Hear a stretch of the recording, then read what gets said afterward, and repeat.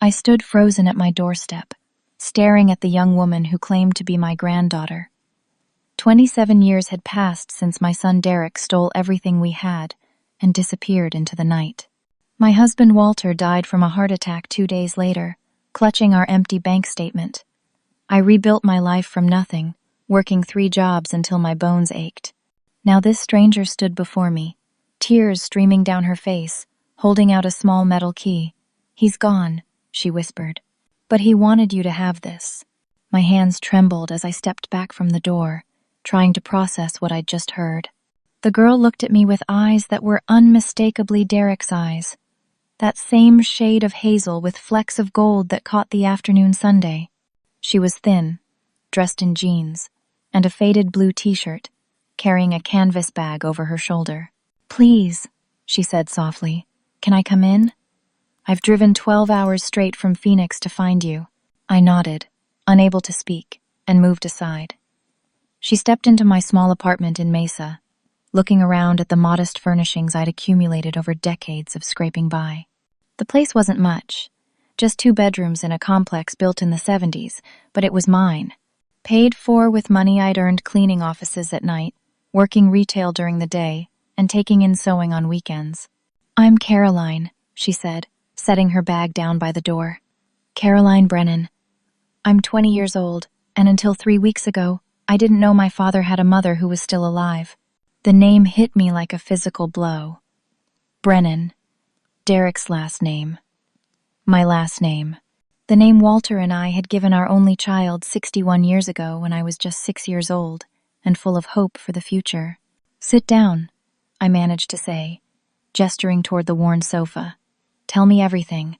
Caroline sank onto the cushions, and I noticed how exhausted she looked. Dark circles under her eyes, her shoulders slumped with grief. She took a shaky breath and began.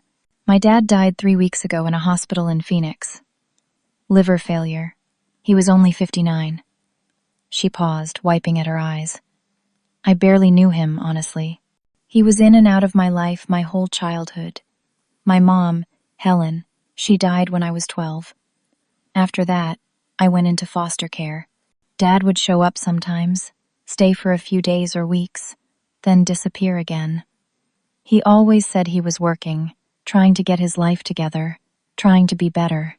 I listened, my heart twisting. Derek had a daughter. I had a granddaughter, and I'd known nothing about her existence. "When he got really sick," Caroline continued, "the hospital called me. I'm listed as his next of kin. I sat with him for 5 days while he faded. On the last day, he was barely conscious, but he grabbed my hand and told me I had to find you. He gave me your name, your address, here in Mesa. He said he'd done terrible things, hurt people he loved, but he wanted to make it right. He made me promise to give you this."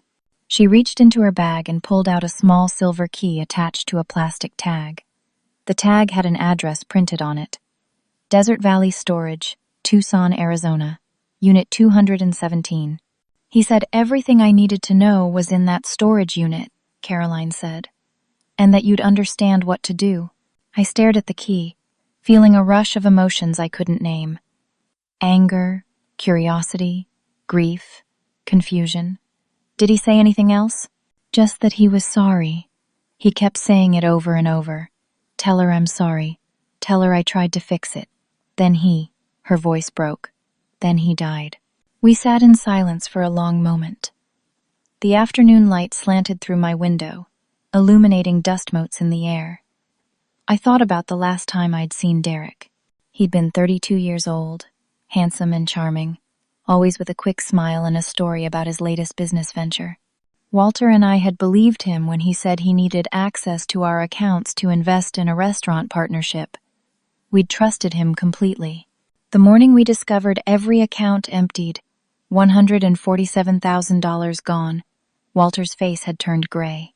He'd clutched his chest, gasping for air, and collapsed right there in our kitchen. The paramedics worked on him for 30 minutes, but he was already gone. A massive heart attack. The doctor said it was likely the shock and stress that triggered it. I'd buried my husband with money borrowed from my sister. sold our car to pay back the loan, moved out of our house into this apartment, started working multiple jobs just to survive, and I'd spent 27 years wondering if Derek was alive or dead, hating him and missing him in equal measure. I don't know if I can face whatever's in that storage unit, I said quietly. Caroline looked at me with those hazel eyes. I understand, but I think we should go. Together. My dad was a lot of things, most of them not good, but at the end he seemed desperate to make things right. Maybe there's something there that can help us understand. Us? I asked. I know I'm a stranger to you, Caroline said, but you're my grandmother. You're the only family I have left. And whatever my dad did, whatever's in that unit, we're in this together now. Something about the way she said it, the quiet determination in her voice, reminded me of Walter. He'd always said family meant showing up, even when it was hard. Especially when it was hard. All right, I said. We'll go tomorrow morning. You can stay here tonight. The second bedroom is small, but the bed's clean. Caroline's face flooded with relief. Thank you. That night, over tea at my kitchen table, Caroline told me fragments of her life. Her mother Helen had been a waitress in Albuquerque, kind but troubled, struggling with depression. Derek had drifted in and out, never staying long enough to be a real father. After Helen's death, Caroline had bounced through 4 different foster homes before aging out of the system at 18. She'd been on her own ever since, working at a diner in Phoenix, living paycheck to paycheck in a studio apartment she shared with 2 roommates. I never went to college, she said softly. Couldn't afford it. I always thought maybe someday, but she trailed off with a shrug. I saw myself in her, the way I'd been after Walter died. Young and scared and trying to survive in a world that didn't care. Something shifted in my chest, a fierce protective instinct I hadn't felt in decades. The next morning, we left early, before the Arizona heat became unbearable. The drive to Tucson took 3 hours in my old Honda, the air conditioning barely working. Caroline and I talked in fits and starts, sharing small pieces of ourselves. She told me about her job, the regular customers at the diner who tipped well. I told her about my work at the grocery store, the manager who finally promoted me to assistant supervisor after 15 years. We arrived at Desert Valley Storage just after 10 in the morning. The facility sat on the outskirts of Tucson, a sprawling complex of orange metal buildings, baking under the relentless Sunday. We found Unit 217 in the back corner, away from the main office. My hands shook as I fitted the key into the lock. The mechanism clicked, and I rolled up the metal door. At first, I couldn't process what I was seeing. The unit was small, maybe 10 feet by 10 feet, and it was filled with boxes. Cardboard boxes, neatly stacked, each one identical. Caroline stepped inside, opened the nearest box, and gasped. "Oh my God," she breathed. I moved closer and looked inside. Cash. Bundles and bundles of cash, held together with rubber bands. 20s, 50s, hundreds. I opened another box, more cash, and another, more. "How much is here?" Caroline whispered. I did quick mental math, counting boxes, estimating the contents. Hundreds of thousands, maybe more. But as we dug deeper, we found something else. Notebooks, ledgers filled with Derek's handwriting, dates, names, amounts. I picked one up and flipped through it, my stomach sinking. These weren't just random notes. They were records. Detailed records of transactions, payments, debts. At the bottom of one box, wrapped in a plastic bag, was a letter. My name was written on the envelope in Derek's distinctive scrawl. "What did he do?" Caroline asked, her voice shaking. "Where did all this money come from?" I didn't answer. My hands were too unsteady to open the envelope. This wasn't just money. This was something dangerous, something wrong. And Derek had left it for us to find. I sank down onto one of the boxes, my legs suddenly too weak to support me. Caroline knelt beside me, her face pale. "Should we open it?" she asked. I nodded and carefully tore open the envelope. Inside were 6 pages, written in Derek's handwriting, cramped and hurried. I began to read aloud, my voice shaking. Mom, if you're reading this, I'm dead. I'm sorry. I know those words are meaningless after what I did, but they're all I have. I need you to understand how everything fell apart. The letter detailed everything. Derek's gambling addiction had started in his 20s, casual at first, then consuming. By the time he was 30, he owed money to dangerous people. A loan shark named Vincent Caruso in Scottsdale. The debt had spiraled to $200,000, with interest compounding weekly. I stole from you and Dad planning to win it back, Derek had written. I had a system. I was sure it would work. I went to the casino with your retirement money and lost it all in one night, every dollar. I was so ashamed, so terrified, I ran. I'm a coward, Mom. I've always been a coward. My eyes blurred with tears, but I kept reading. Derek had fled Arizona, living under assumed names across the Southwest for years. He'd worked odd jobs, always looking over his shoulder, always waiting for Caruso's people to find him. Eventually, desperate and broken, he'd gone back to Caruso and offered to work for him. Low-level money laundering, moving cash through various businesses, keeping records. I met Helen in Albuquerque, the letter continued. She was the only good thing in my life. When Caroline was born, I thought maybe I could change, be better. But Helen got sick, depression, and I didn't know how to help her. After she died, I tried to be a father, but I was still working for Caruso, still trapped. 3 years ago, Derek had been diagnosed with cirrhosis. Facing his mortality, he'd decided to try to make amends. He'd started carefully skimming money from Caruso's operation, small amounts that wouldn't be noticed immediately. Over 3 years, he'd accumulated nearly $300,000, hidden in this storage unit. The money represents what I stole from you, plus interest, plus extra for Caroline, Derek wrote. It's dirty money, I know that, but it's all I have to give back. I'm trying to make things right, Mom. I'm trying to be brave for once in my miserable life. The letter ended with a stark warning. Don't trust anyone. Take the money and disappear. Caruso has people everywhere. If they find out about this unit, they'll come for you. I believe he doesn't know about this stash yet, but he will eventually. I'm sorry for putting you in danger. I'm sorry for everything. Please take care of Caroline. She's innocent in all this. She deserves better than what I gave her. I love you, Mom.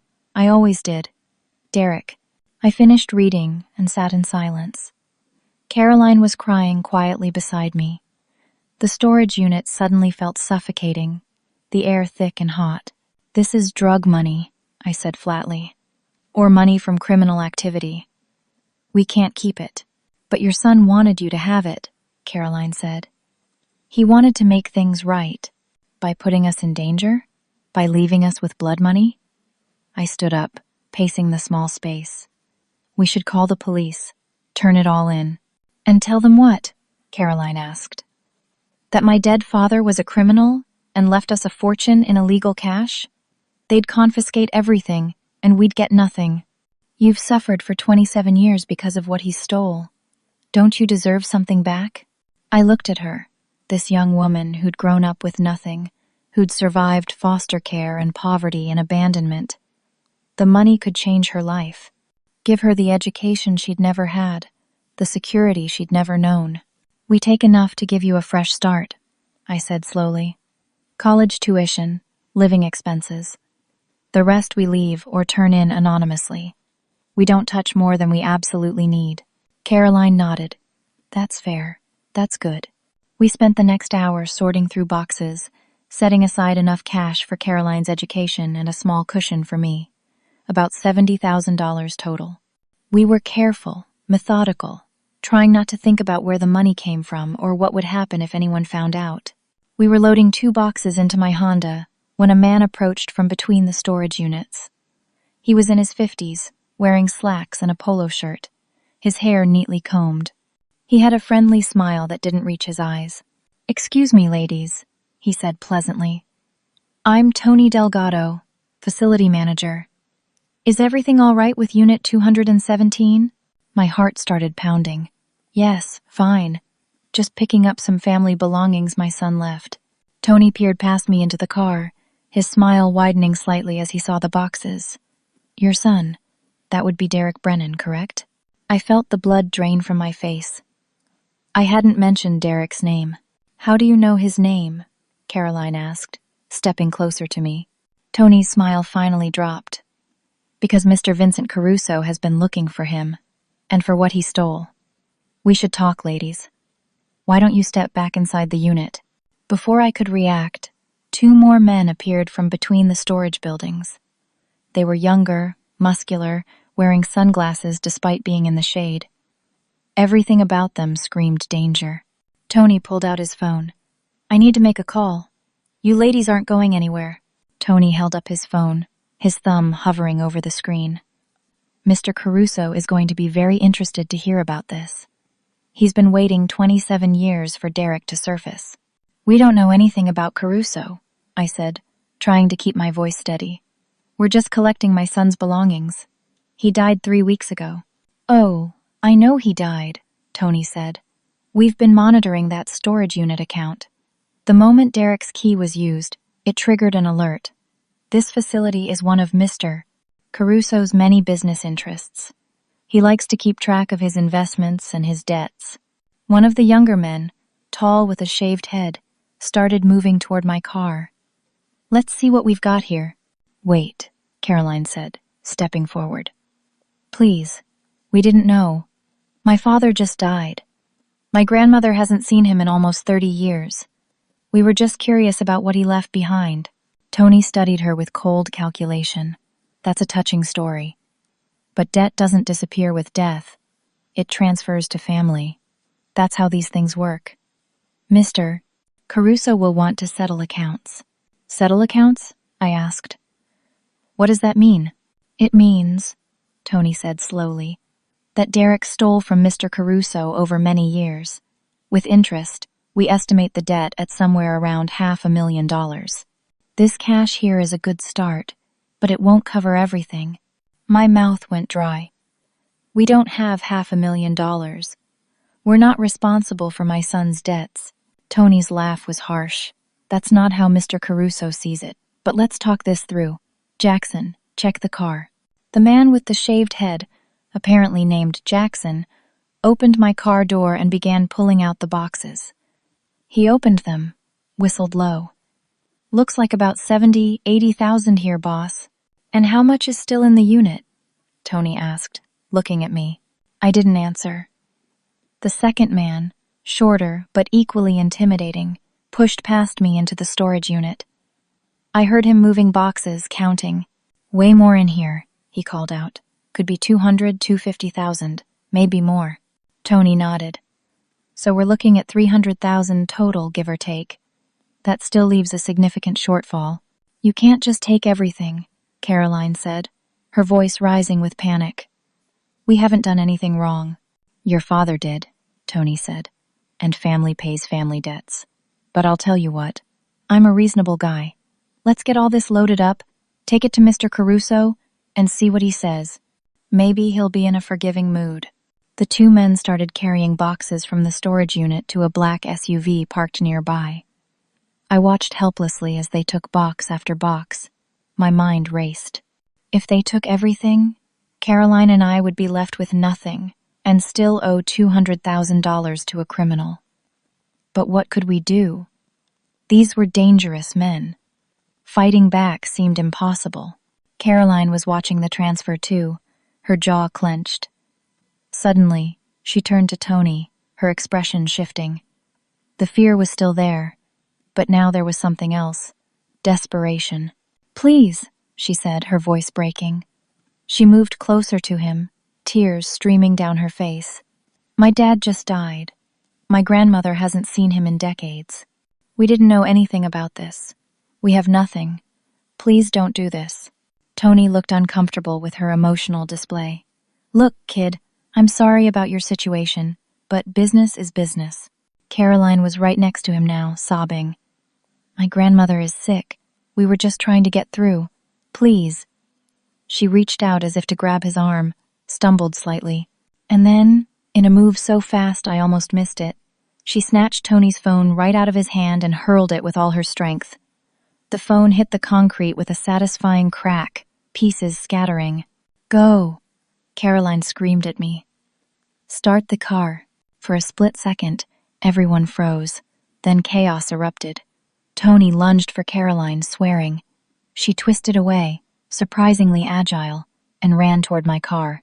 The two men by the SUV started running too, shouting. I didn't think.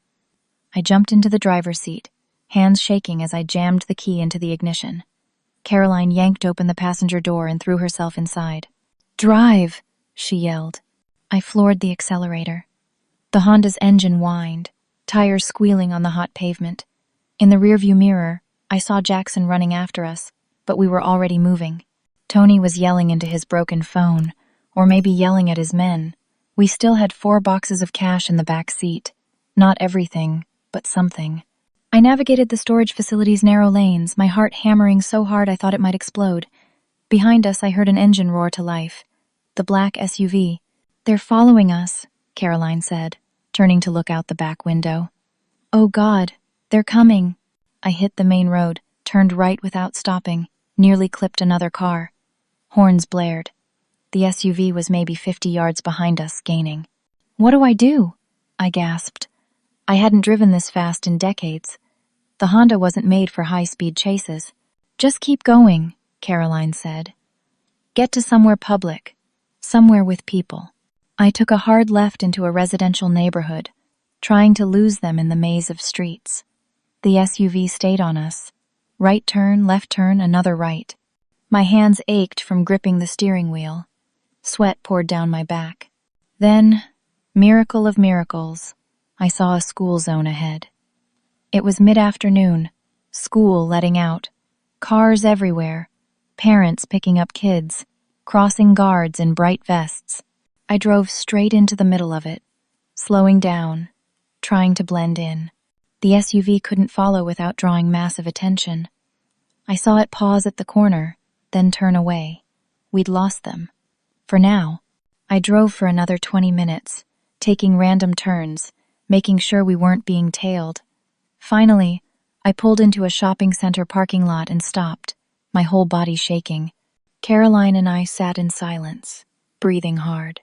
"That was insane," I finally said. "I'm sorry," Caroline whispered. I panicked. I couldn't let them take everything. I looked at her and felt a surge of something I hadn't felt in years. Pride. You were brave and smart. But the reality set in fast. We'd escaped, but we hadn't won. We had maybe $120,000 in the back seat. Caruso knew who we were. Tony had my address from the storage facility rental records. We couldn't go home. "We need to leave," Caroline said quietly. "Right now, they know where you live." She was right. Everything I owned was in that apartment, but none of it mattered now. We needed to disappear. Before I could respond, my phone rang. Unknown number. My hand shook as I answered. "Mrs. Brennan, Judith. May I call you Judith?" The voice was smooth, cultured, almost grandfatherly. It sent chills down my spine. "Who is this?" "My name is Vincent Caruso. I believe you've met some of my associates today. I understand there was a misunderstanding, some unpleasantness. I'd like to resolve this peacefully." I couldn't speak. Caroline was staring at me, her eyes wide. "Judith, I'm a reasonable man," Caruso continued. "Your son Derek worked for me for many years.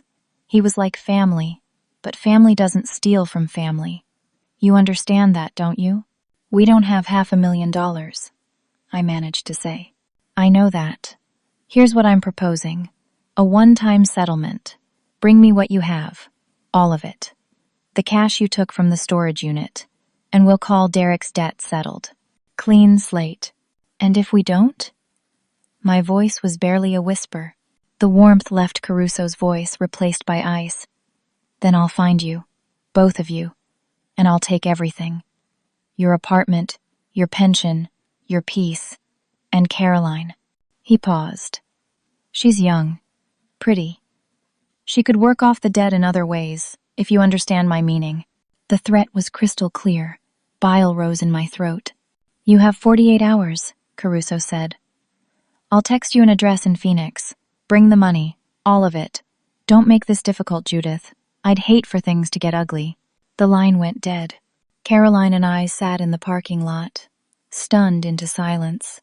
Around us, ordinary people went about their day, loading groceries into cars, shepherding children, completely unaware that two women were contemplating how to survive the next 48 hours. What do we do? Caroline finally asked. I don't know. My mind felt blank, overwhelmed. We can't go to the police. This money is illegal. We'd lose everything and probably face charges ourselves. But if we give Caruso all of it, we're left with nothing, and no guarantee he won't come after us anyway. Do you think he'd really? Caroline couldn't finish the sentence. Yes, I said flatly. Men like that don't make empty threats. We drove to a cheap motel on the edge of Tucson, the kind of place that didn't ask questions if you paid cash. Room 14 was small and dingy, the carpet stained, the air conditioning unit rattling. But it was anonymous, safe for the moment. We carried the boxes inside, locked the door, closed the curtains. Then we counted. $123,400. For a few minutes, I just stared at the piles of cash on the bed. After 27 years of scraping by, working myself to exhaustion, this was more money than I'd ever seen in one place. It could change everything. Caroline could go to college, study whatever she wanted. I could finally retire, live comfortably. We could have the lives Derek stole from us, but only if we survived. Tell me more about your life, I said to Caroline, needing to focus on something other than the fear. The foster homes. What was that like? She was quiet for a long moment, sitting on the edge of the bed. They weren't all bad. Mrs. Patterson, my second placement, she was kind, but the system is overwhelmed. Too many kids, not enough resources. The third home was. She trailed off, and I saw her hands tremble. The father there, he wasn't appropriate. I reported it, got moved again. The last place was just a holding pen until I aged out. Nobody cared. My heart broke for her. I'm sorry. If I'd known you existed, I would have taken you in immediately. I know that now, she said softly. But my dad kept us apart. Maybe he was ashamed. Maybe he thought he was protecting you. I don't know. And now? I asked. What do you want from life? I want to help people, Caroline said. I've always thought about nursing.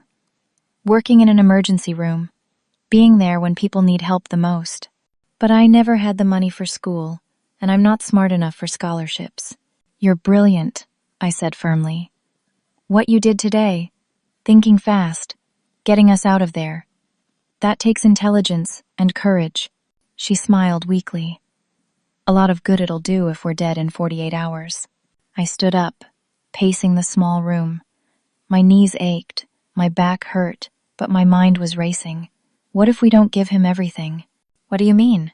What if we hide some, give him most, claim that's all Derek left? I said. We tell him the storage unit only had this much. We didn't find anything else. Caroline shook her head. He'll know. Tony saw those boxes. They know there was more. But they didn't count it exactly. What if we say Tony was exaggerating? What if we say some of it was Derek's personal effects, not cash? That's too risky, Caroline said. If he finds out we lied, he'll kill us. I sank into the chair by the window, exhausted. She was right. We needed something else. Something to protect us. An idea started forming. Dangerous, but possible. What if we had leverage? I said slowly. Leverage? Something that would make Caruso want to keep us alive. Insurance. I pulled out Derek's ledgers from the bottom of one box. The detailed records of names, dates, transactions. These implicate dozens of people. Caruso's entire network. What if we make copies, hide them somewhere safe, and tell Caruso that if anything happens to us, everything goes to the FBI? Caroline's eyes widened. A dead man's switch. Exactly. We give him the money, but we make it clear that we're more valuable alive than dead. That's incredibly dangerous, Caroline said. And we'd have to actually set it up if he calls our bluff. Then we make sure it's not a bluff, I said. We spent the rest of the afternoon and evening working. Using the motel's ancient computer in the lobby, we photographed every page of Derek's ledgers. Dozens of names, hundreds of transactions. Evidence of money laundering, drug distribution, extortion. We uploaded everything to a secure cloud account, created multiple backups. Then we wrote a detailed letter explaining everything we knew about Caruso's operation. We set up an automated email system that would send everything to the FBI, the DEA, and several major newspapers if we didn't cancel it every 48 hours. It wasn't perfect, but it was something. The next day, Caroline did something I would never have had the courage to do. She went to Caruso's nightclub in Phoenix, dressed differently, wearing makeup, her hair styled. She posed as a woman looking for work, filled out an application. While she was there, she observed, took discreet photos, noted security cameras, exits, the layout. She was gathering intelligence. Meanwhile, I went back to the storage facility, wearing a wig and sunglasses I'd bought at a drugstore. I talked to a different manager, an older woman, asking casual questions about the facility, how long it had been there, who owned it. I learned that Caruso owned not just this facility but 3 others in the Tucson area, all fronts for his operation. We documented everything, built our case. By evening, we were exhausted, but we had our insurance policy. Multiple copies of evidence stored securely, ready to deploy if needed. We'd present it to Caruso, make it clear that we were protected. We ate cheap takeout in the motel room, barely tasting it. Caroline was scared. I could see it in her eyes. So was I. But we'd done everything we could. Whatever happens, I said, I'm glad I met you. You're an incredible young woman, Caroline. Your father would be proud. She squeezed my hand. I'm glad I found you too, Grandma. At 9 o'clock that night, there was a knock at the motel door. Soft, polite. We both froze. Who is it? I called out. Police, came a woman's voice. We need to speak with you. My heart stopped. Had Caruso called the police on us? Was this about the money? I opened the door to find not a uniformed officer, but a woman in her 40s wearing jeans and a jacket. She looked professional, serious. She pushed inside quickly and closed the door behind her. I'm not actually police, she said. My name is Sandra Miles. I was Derek's parole officer 3 years ago. He told me if anything happened to him, I needed to find you and warn you. Warn us about what? Caroline asked. Sandra's expression was grim. Vincent Caruso doesn't just want the money. He wants you dead. Derek knew too much. He kept records. Caruso found out that Derek was planning to testify, to enter witness protection. That's why Derek got sick so fast. What do you mean? I asked. I mean, Derek's cirrhosis wasn't entirely natural. Caruso had him poisoned, slowly, over months, with substances that would mimic liver disease. By the time Derek realized what was happening, it was too late. I felt the room spin. You're saying Caruso murdered my son? Yes. And if you meet with him, you won't walk away. He'll take the money and kill you both. He can't afford to leave witnesses who know about his operation. Sandra poured herself water from the bathroom tap, her hands remarkably steady considering what she'd just revealed. Caroline and I sat on the bed, trying to process the information. How do you know all this? I asked. Sandra pulled out her phone, showed us photos, emails from Derek, messages detailing his suspicions about being poisoned, his plans to go to the authorities. There were documents, medical records, evidence of toxic substances in Derek's system that the hospital had attributed to his liver failure. Derek hired me 8 months ago, Sandra said. After he left parole, I went into private investigation. He paid me $5,000 to keep documentation, to protect you if anything happened to him. He knew Caruso would come after his family. Why didn't you warn us sooner? Caroline demanded. He died 3 weeks ago. I didn't know where you were, Sandra said. Derek was paranoid about security. He gave me your names, but not your exact locations. When his death was reported, I started searching. It took time. I finally tracked Judith to Mesa, then traced you to this motel through credit card records. That detail bothered me. How did you access my credit card records? I have contacts, Sandra said vaguely. What matters is that I'm here now, and we need to move fast. Caruso's people are looking for you. That 48-hour deadline? It's a trap. He wants you to come to him so he can eliminate you quietly. So what do? I asked. We go to the FBI, Sandra said firmly. Derek's ledgers, all that evidence you've collected, it's enough to take down Caruso's entire organization. You testify, enter witness protection, start new lives somewhere safe. What about the money? Caroline asked. It's evidence. You'd have to turn it over. Sandra saw our faces fall. I know that's not what you wanted to hear, but it's the only way to guarantee your safety. I thought about it. 27 years I'd waited for justice, for some kind of recompense for what Derek had stolen. Now I had a chance to get it. Not through money, but through bringing down the man who'd destroyed my son, who'd murdered him. If we testify, we lose everything we have here, I said. Our lives, our identities. You'd get new ones, Sandra said. The witness security program isn't perfect, but it's effective. You'd be relocated, given new names, financial assistance to start over. You could both go to school if you wanted, have real futures. Caroline looked at me.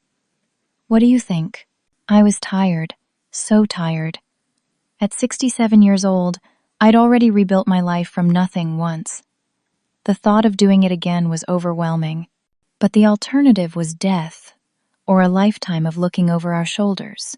When can we meet with the FBI? I asked Sandra. Tomorrow morning. I have a contact, Agent Morris. We meet at a coffee shop in Phoenix at 10 o'clock. Public place. Safe. You bring the evidence, tell your story, and they'll take it from there. Just like that? I said. We just trust you? Sandra met my eyes. I know it's hard, but Derek trusted me. He believed in me enough to pay me to protect you. Honor that trust. We agreed. What choice did we have? Sandra left, promising to meet us the next morning at the coffee shop. She gave us the address, made us memorize it, then destroyed the paper. After she left, Caroline and I barely slept. We lay in our separate beds, staring at the ceiling, listening to traffic pass outside. Are you scared? Caroline asked in the darkness. Terrified, I admitted. But I'm also angry. Caruso killed Derek. He killed my son. I want him to pay for that. Me too, she whispered. Morning came slowly. We packed everything, the money, the ledgers, all our documentation. We checked out of the motel and drove to Phoenix in heavy silence. The coffee shop Sandra had named was called The Morning Grind, located in a busy shopping district. Lots of people around. Felt safe. We arrived 20 minutes early, parked, went inside. The place was crowded with the breakfast rush. We found a table in the corner, ordered coffee we didn't drink, waited. Sandra arrived at 9:50, looking tense but determined. Agent Morris will be here any minute, she said, sliding into the booth next to me. 10 o'clock came, then 10:15, then 10:30. I kept checking my phone. No calls, no messages. Where is he? Caroline asked. Sandra tried calling. Got voicemail. That's strange. He's usually very punctual. 10:45. The coffee shop was starting to thin out as the morning rush ended. I felt increasingly uneasy, that prickling sensation at the back of my neck that something was wrong. At 10:50, a man in an expensive suit approached our table. He was in his 60s, silver hair, cold blue eyes. He sat down uninvited, smiling. Ladies, he said pleasantly. And Sandra. What a cozy little meeting. My blood turned to ice. I recognized him from photos in the news articles we'd researched. Vincent Caruso. How did you? Sandra started, but her voice died. Did you really think I didn't know about Derek's insurance policy? Caruso said conversationally. About his pet parole officer? I've been watching Sandra for months, waiting to see where she'd lead me. Sandra's face had gone white. Caruso continued. Agent Morris is a friend of mine. On my payroll, in fact. He called me the moment Sandra reached out to him. The whole plan was a setup. Bring you here, get the evidence, eliminate the problem. He smiled at Sandra. You played your part perfectly. No, Sandra whispered. That's not. Caruso pulled an envelope from his jacket, slid it across the table to Sandra. $10,000. As promised. Sandra stared at the envelope, tears forming in her eyes. Then, with shaking hands, she took it. The world tilted. Sandra had betrayed us. Everything had been a lie. The parole officer story, Derek's trust, all of it. She was working for Caruso from the beginning. I'm sorry, Sandra whispered, not looking at us. I needed the money. I'm sorry. Caruso stood. Now then, let's take a ride. My car is outside. We're going to retrieve the rest of what Derek stole, and then we're going to take a nice drive into the desert. I have a place where we can talk privately. Two men appeared from nearby tables. They'd been there the whole time, watching, waiting. Caruso's insurance policy. We were trapped. The walk to Caruso's car felt like walking to the gallows.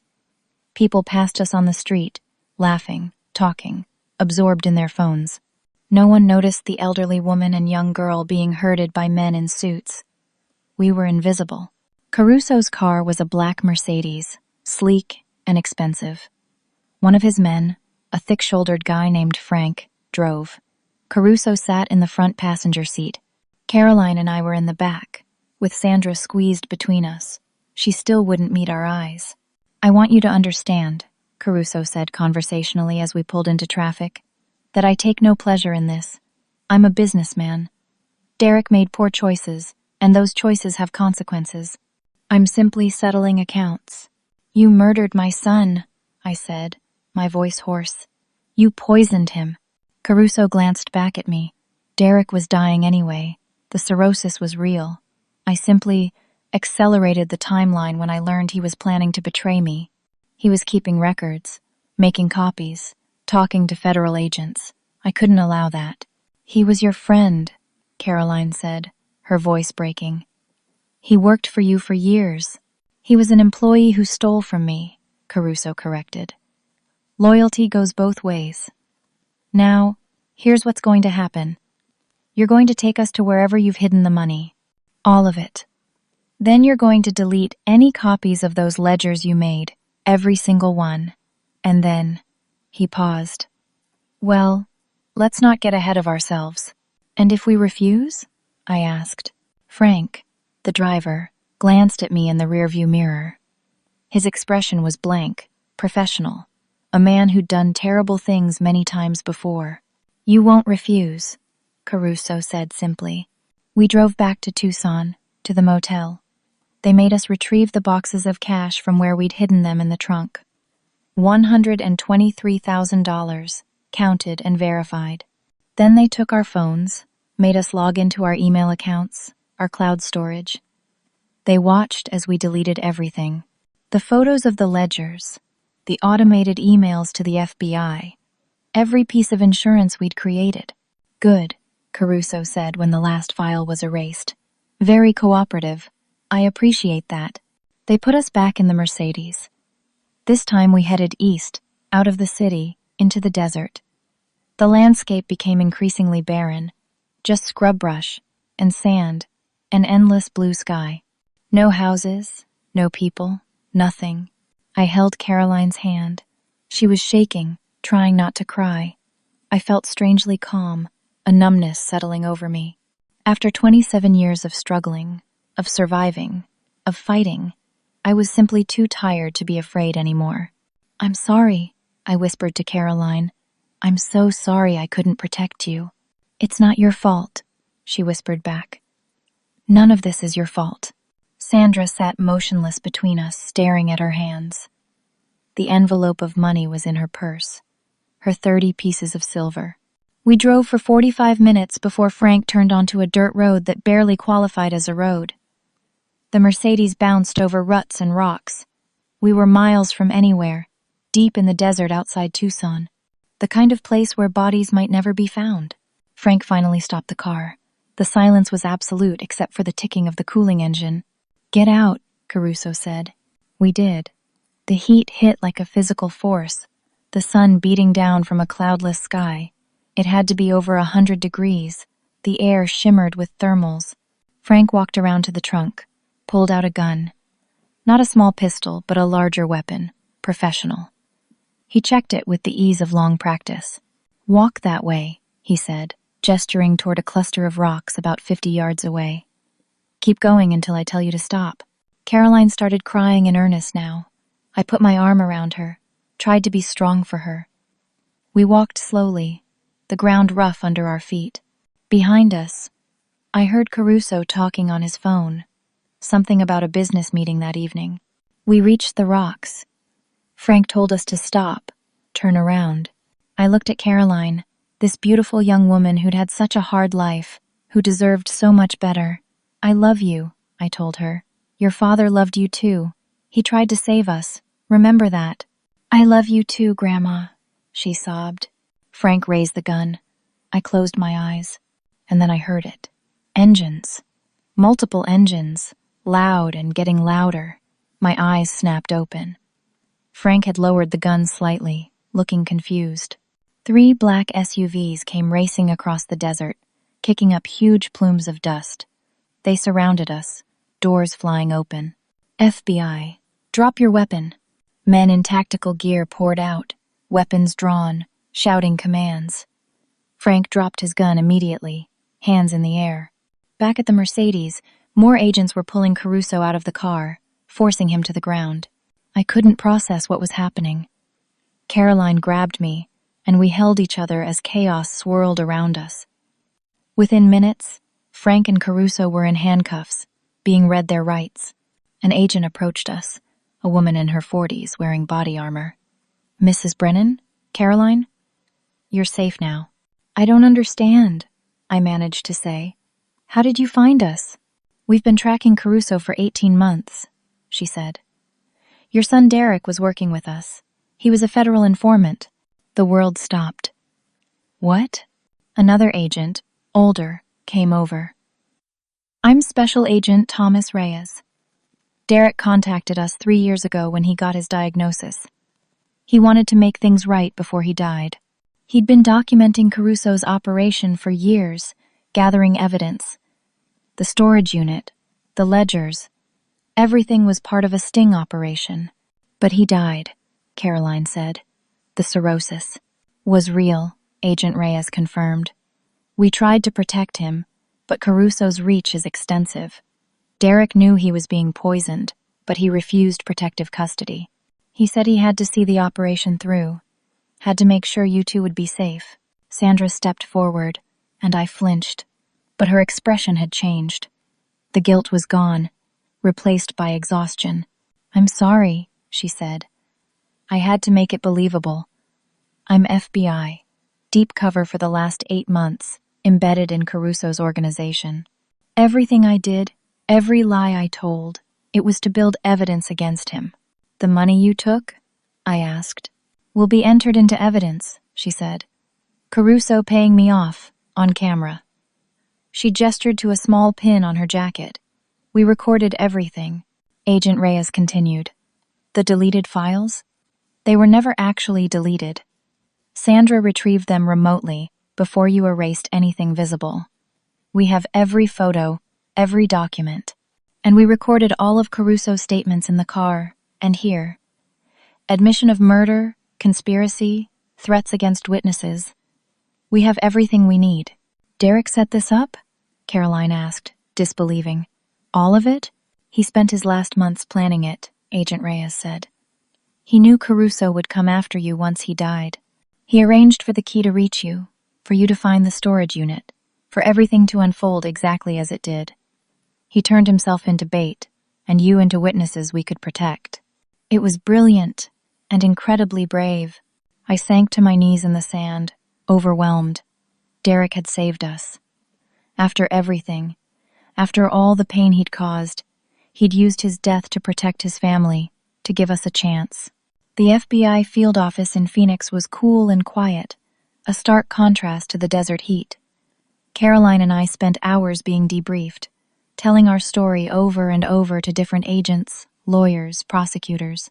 Sandra, I learned, wasn't just an agent, but had been specifically recruited for this operation because of her prior connection to Derek through parole services. Everything had been meticulously planned. "Your son was dying," Agent Reyes explained as we sat in a conference room that evening. "He knew he had maybe 6 months. He came to us with years of documentation, offered to help us build a case against Caruso. But he made one condition: that we protect you and Caroline after he was gone." He slid a folder across the table. Inside was another letter from Derek. This one meant for me to read only after Caruso was arrested. My hands shook as I opened it. The writing was shakier than in the first letter, clearly written in his final days. "Mom," it began, "if you're reading this, then my plan worked. Caruso is in custody, and you and Caroline are safe. I know you must have been terrified. I'm sorry. I couldn't tell you the truth because your fear had to be genuine for this to work. Caruso is paranoid and smart. If he'd suspected a trap, he would have disappeared. I want you to understand what I did and why. 27 years ago, I destroyed our family. I stole from you and Dad because I was weak and selfish and addicted. I've spent every day since then knowing that I killed Dad as surely as if I'd held a gun to his head. I took everything from you, and I could never fix it. I tried to stay away, tried to spare you any more pain, but I couldn't fix what I'd broken. When I got sick, when I knew I was dying, I realized I had one chance to do something right, to give you back what I stole. Not just the money, but your peace, your safety. Caruso would never have let you live if he thought you had evidence against him. So I made sure he'd come for you, made sure the FBI would be watching, made sure he'd incriminate himself trying to eliminate you. The money in the storage unit was real. I did skim it from Caruso's operation, but I did it with FBI supervision. It's seized drug money that I helped them recover. By law, it can be redistributed to victims of Caruso's crimes. You and Caroline qualify. The federal prosecutor has agreed that you'll receive $400,000 as part of the witness compensation program. It's not enough to make up for 27 years, but it's a start. Take care of Caroline. She's smart and kind and strong, everything I never was. She deserves the world. Give her the chances I never gave her. I love you, Mom. I always did, even when I hurt you the most. I hope this finally makes things right. I hope you can forgive me someday. Your son, Derek." I finished reading, tears streaming down my face. Caroline, reading over my shoulder, was crying too. "He loved us," she whispered. "He really loved us." Over the following weeks, the legal machinery ground forward. Vincent Caruso was indicted on 37 counts, including murder, conspiracy, money laundering, and racketeering. His organization collapsed as associates turned on each other, making deals. The trial was scheduled for 6 months out, and both Caroline and I would testify. The federal prosecutor, a sharp woman named Laura Chen, worked out the compensation. $400,000, split between Caroline and me, plus Derek's personal effects, which included boxes of family photos he'd kept all those years, pictures of me and Walter and Derek as a child, memories I thought were lost forever. "You won't need witness protection," Laura explained. "With Caruso in custody and his organization dismantled, you're not in danger. You can stay in Arizona if you want, or relocate. Your choice." I chose to relocate. Too many bad memories in Arizona. Caroline and I moved to New Mexico, to a small town called Silver City. I used my share of the money to buy a modest house with a yard, something I'd always dreamed of. For the first time in 27 years, I didn't have to work. I could retire, truly retire, and rest. Caroline enrolled at the University of New Mexico, studying nursing. She commuted from Silver City, a bit of a drive, but she didn't mind. She was thriving, making friends, earning excellent grades. She called me almost every day with updates about her classes, her clinical rotations, her dreams of working in an emergency room. "I want to help people the way the FBI helped us," she told me once. "I want to be there when people need someone most." I planted a garden in the backyard. Tomatoes, peppers, herbs, flowers. I'd always loved gardening but never had the time or space. Now I spent hours working the soil, watching things grow. It was healing in a way I hadn't expected. 6 months after the arrest, Caroline and I drove back to Arizona for the trial. We testified about everything: finding the storage unit, the chase, the betrayal we thought Sandra had committed, the terror in the desert. Our testimony, combined with the recordings and physical evidence, was devastating. The jury deliberated for 3 hours before returning guilty verdicts on all counts. Caruso was sentenced to life in prison without the possibility of parole. After the sentencing, Sandra found us in the courthouse hallway. She'd testified, too, extensively, about her undercover work. "I need you to know," she said, "that every moment of lying to you was the hardest thing I've ever done.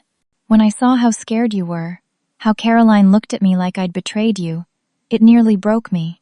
But Derek made me promise to see it through, to make sure Caruso believed the deception." "You saved our lives," I said simply. "Thank you." We hugged, the three of us, there in that courthouse hallway. 3 women who'd been through hell together and survived. On the drive back to New Mexico, Caroline and I stopped at a cemetery outside Phoenix. Walter was buried there, in a plot I'd bought with borrowed money 27 years ago. I'd visited maybe twice a year when I could afford the gas. We placed flowers on his grave. White roses, his favorite. "Walter," I said softly, "we made it. We survived. Derek tried to make things right at the end. He saved us. I think you'd be proud of him for that, and I think you'd love Caroline. She's brilliant and kind, just like you were." Caroline knelt by the headstone. "Hi, Grandpa. I wish I'd known you. Grandma says you were a good man. I promise I'll take care of her. We'll take care of each other." The sun was setting as we drove home, painting the New Mexico sky in shades of orange and purple. Caroline dozed in the passenger seat, exhausted from the emotional toll of the trial. I drove carefully, thinking about everything that had happened. 27 years ago, I'd lost everything. My husband, my son, my savings, my future. I'd been forced to rebuild from nothing, working myself to exhaustion just to survive. I'd been angry and bitter and broken. But now, impossibly, I had more than I'd ever had before: a home I owned, financial security, and most precious of all, a granddaughter I loved with all my heart, a second chance at family. Derek had hurt me terribly. His actions had destroyed our lives, killed his father, stolen our retirement. But in his final months, facing death, he'd found courage. He'd risked everything to protect us, to give us a future. He couldn't undo the past, but he'd tried to make the future better. I'd spent so many years hating him, unable to forgive. But sitting in that car, watching the sun set over the desert, I felt the hatred finally release its grip on my heart. Forgiveness didn't mean forgetting. It didn't mean what Derek did was okay. It meant choosing to let go of the anger that had poisoned me for so long. Derek was gone. Walter was gone. But Caroline and I were alive. We'd survived. And we'd keep surviving, keep building, keep growing. That's what resilience means. Not avoiding pain, but enduring it. Not avoiding loss, but rebuilding after it. Not forgetting betrayal, but learning to trust again anyway. 6 months later, Caroline made the dean's list. She came home for the weekend, bursting with pride and excitement. She'd been accepted into an accelerated nursing program, would graduate in 2 years instead of 3. We celebrated with a special dinner I cooked, her favorite: lasagna, garlic bread, salad. We sat on the back porch afterward, drinking iced tea, watching the stars come out. "Do you think he's watching?" Caroline asked quietly. "My dad?" "I do," I said. "I think he's finally at peace. He did what he needed to do. He protected us." "I wish I'd known him better," Caroline said. The real him, not just the broken parts. Me too, sweetheart. He was funny when he was young, always telling jokes. He loved baseball, played in Little League. He was kind to animals, always bringing home strays. I smiled at the memories. He wasn't all bad. The addiction took over, but underneath there was still the boy I raised. The boy who loved his family. Caroline leaned her head on my shoulder. I love you, Grandma. I love you too, sweet girl. We sat in comfortable silence, watching the night settle over Silver City. My garden was thriving, tomatoes ripening on the vine. The house was paid for. Caroline had a full scholarship now, plus work study. We had everything we needed, and then some. Life had taken everything from me once.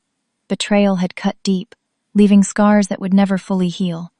But I'd survived. I'd endured. And in the end, I'd found something I thought was lost forever. Hope. The journey had been brutal. The pain had been real. The losses had been devastating. But the destination, sitting here with my granddaughter under the stars, was worth every terrible step. I'd learned something that took 27 years to understand. You can't control what life takes from you. You can only control what you do next. You can let the pain destroy you, or you can choose to rebuild. You can hold on to hatred forever, or you can choose forgiveness and peace. I chose peace. I chose love. I chose to keep living. And that, in the end, was the real victory. Not the money, not the justice, but the simple act of surviving with grace and finding joy again on the other side of suffering. Caroline went back to school the next week, and I went back to my garden. Life continued, ordinary and beautiful and precious. We had barbecues with neighbors, went to movies, celebrated holidays. We built a life together, the family we'd both been missing. Sometimes, late at night, I'd think about Derek. I'd wonder what he would think of the woman Caroline was becoming. I'd wonder if he was truly at peace, wherever he was. And I'd whisper into the darkness, "Thank you. Thank you for saving us. Thank you for finally being brave." The past couldn't be changed. The pain couldn't be erased. But the future was ours to shape, and we were shaping it into something beautiful. That's my story. A story of loss and survival, betrayal and redemption, despair and hope. It's not perfect, it's not neat, but it's real. And it's mine. Now I'd love to hear from you. Have you ever had to forgive someone who deeply hurt you? Was there a moment when you realized that holding on to anger was hurting you more than them? How did you find the strength to let go and move forward? Share your thoughts in the comments below. Your story might help someone else who's struggling with the same burden. If this story touched you, please consider giving it a like. It helps others find it, and maybe they need to hear this message too. And if you'd like to hear more stories about resilience, survival, and finding peace after betrayal, please subscribe. I share new stories every week about ordinary people facing extraordinary challenges and discovering strength they never knew they had. Finally, if you know someone who's struggling with forgiveness or dealing with family betrayal, please share this story with them. Sometimes we need to hear that we're not alone, that others have walked this path and found their way through. Thank you for listening to my story. Thank you for being here, for caring about the struggles and triumphs of a stranger. May you find peace in your own journey, whatever challenges you face. May you have the courage to forgive when it's time, and the wisdom to know that healing is possible, even after the deepest wounds. Take care of yourselves and each other. Life is hard, but we're harder. We survive, we endure, we rebuild. And sometimes, if we're very lucky, we find that the broken pieces can be put back together into something even more beautiful than before.